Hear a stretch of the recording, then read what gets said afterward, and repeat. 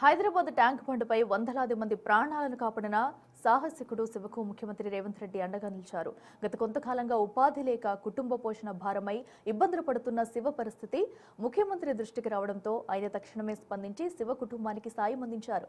జూబ్లీహిల్స్లోని తన నివాసంలో శివ కుటుంబాన్ని కలిసిన ముఖ్యమంత్రి వారికి 5 లక్షల రూపాయల ఆర్థిక సాయాన్ని అందజేశారు. కేవలం ఆర్థిక సాయంతోనే కాకుండా శివ కుమారుడు వేణుమాధవ్ భవిష్యత్తుకు భరోసానిస్తూ అతనికి హోంగార్డు ఉద్యోగ నియామక పత్రాన్ని సీఎం స్వయంగా అందజేశారు.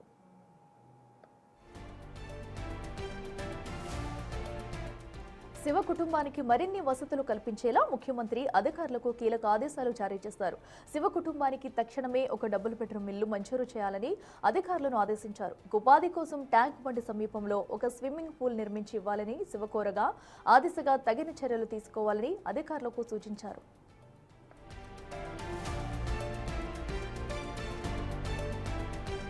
వందలాది మందిని కాపాడిన తనను ప్రభుత్వం గుర్తించి ఆదుకోవడం పట్ల ట్యాంక్ బండి శివ అతని కుటుంబ సభ్యులు హర్షం వ్యక్తం చేశారు.